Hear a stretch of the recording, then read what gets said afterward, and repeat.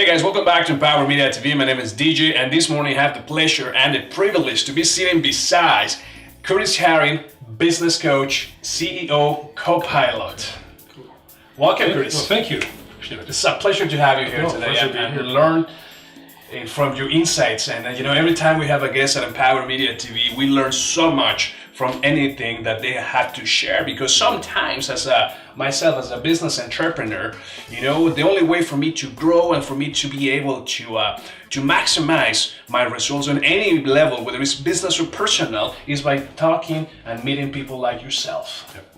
So Curtis, what can you tell us about you? What do you enjoy doing most? What do I enjoy? Well, that's a big loaded question. Let me refine that question. Yeah. What do you enjoy most about your business? What do I enjoy? That's much more refined, though. Thank you. What do I enjoy about my business? Well, it kind of starts. It starts from where it very begin as to one of the purposes that I'm here. Why do I do what I do? And that actually comes from sort of where it all started. I'm actually a research scientist by training, I was good at it, reasonably successful, got promoted, got flown around the world to give presentations, but I was dying a slow, painful death, and I was working for a big multinational company. And I'm very much a people person, which is one of the reasons I wasn't really happy in a role of a research scientist. I just wasn't meant to wear a flapping white coat. Right. And so as I got to learn more about myself, in the trenches, as it were, of business, I noticed that there was a lot of things that could be improved on in terms of the way that teams, the way that leaders, the way that overall businesses work together. And the business I was in really was highly siloed. The HR department really didn't talk to anybody, and that was kind of weird because HR people are supposed to talk to people. Yeah, they're supposed to be the relations with the company, right? The sales and marketing team, there was no team; it was all I, and both of them were power striving for being the most important silo in the organization. The R&D team was basically stuck in the silo in the back corner and said, "Hey, forget about you guys; you're just a cost center." And all the other support people, they were lucky if they even got their names recognized. In a sense, it wasn't that bad, but just in terms of overall general views, all these teams were not cohesive, and I saw a better way. And so that actually led me into pitching some concepts about how to improve that overall team things. Ended up doing an MBA and hung a shingle basically once I graduated from that, and haven't looked back. Wow, I didn't know that you were working in the research field before. I mean, you and I have our conversations. We have gone for coffees, yep. And we enjoy breakfast every week, yep. And that was one thing that he was just like, wow, I just have a nugget for you. Yeah, thank you. I appreciate that, though. So this is why you started going into the business that you started going. So what is it that in the morning when you wake up and you are ready to go to meet with your clients, what do you enjoy most and why? Well, like I said, what started me was I saw the old hierarchical style of management of business operations, top down, and where the reality is most business is actually done with the frontline staff. Mm-hmm. Receptionists, the salespeople, sometimes the marketing people, even the research scientists who are actually interacting with the customer base, or various other roles. Wherever there is a customer interaction, that's the front line. And when those things become siloed and they don't work together, there can be different messages, there can be different personalities, and suddenly the organization actually doesn't present itself as an organization. It presents itself as chaos. It presents itself as a non-unified entity. Right. And so when I get to get up in the morning and start working with my clients, I get to turn that hierarchical triangle upside down, so that it's no longer a delta pushing through the market space, pointing in first, creating a wave of destruction for the people on the front line to try to operate in.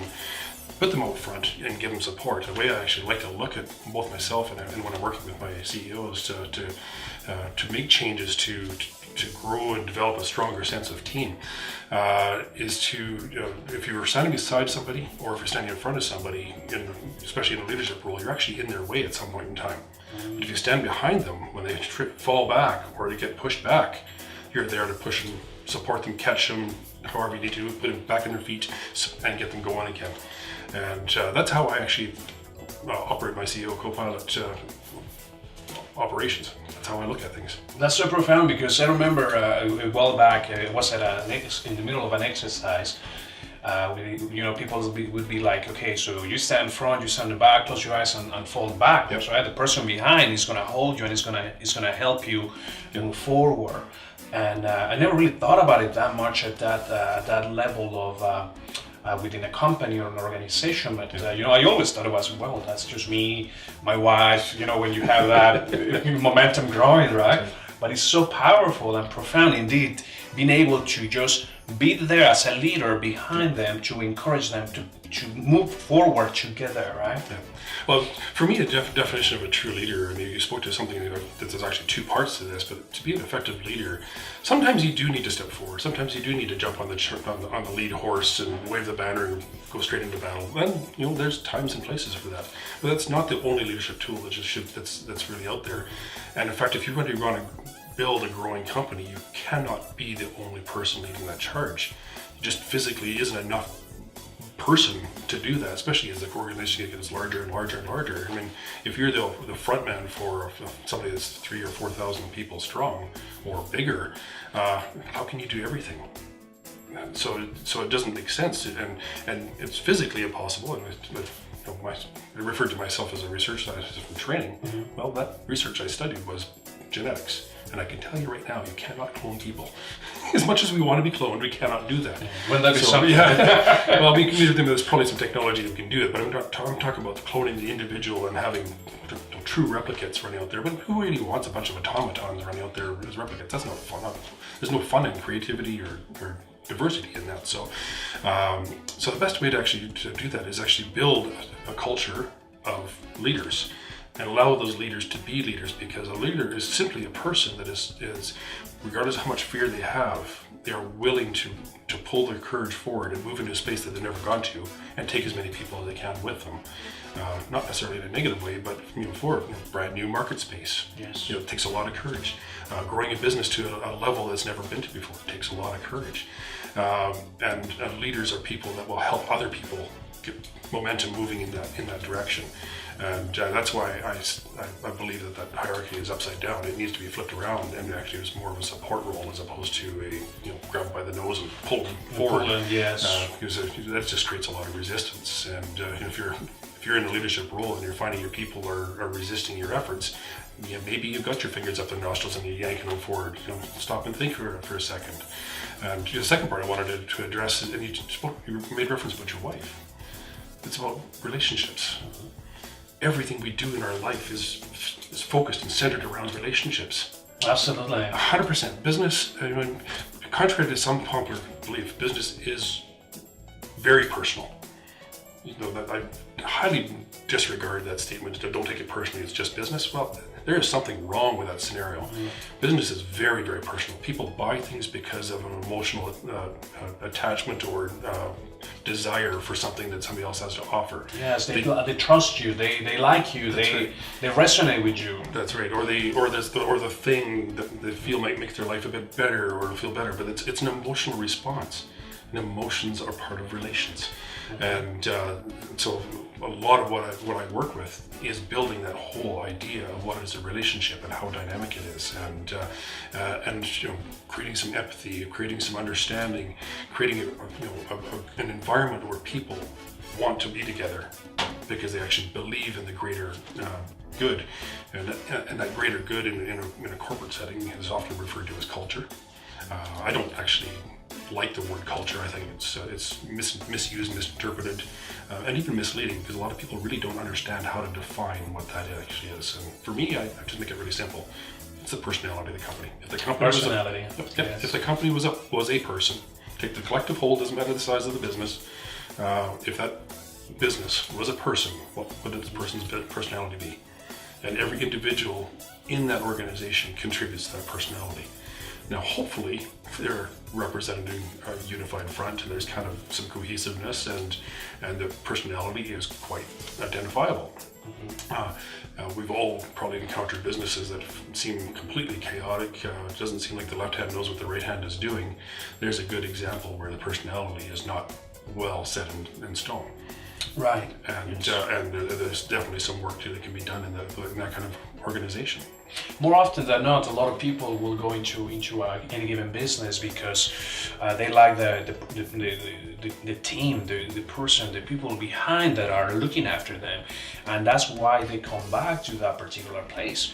Yep. Interestingly, I had a conversation with a really good friend of mine over the weekend, and we were talking about hamburgers. Something as simple as that, and chicken wings and pizza and whatnot. But we started talking about this hamburger place, and I went to this place down south south of Calgary, and I told him, I said, to try the hamburgers there, they're great variety of meats and everything. However, the few times I've been there, not too sure about the person behind the counter. That happens to be the owner, unfortunately.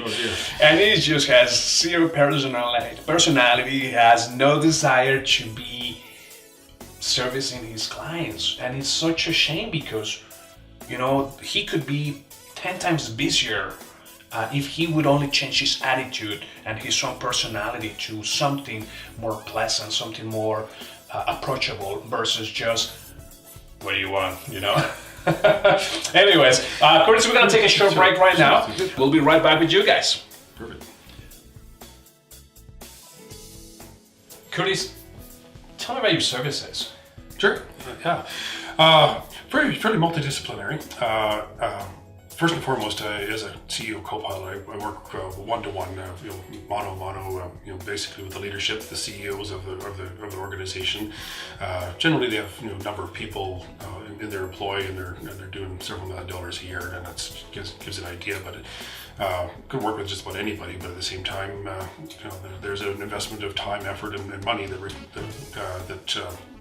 is required of this whole process. The hardest one I found my CEOs have trouble working with is just plain old time.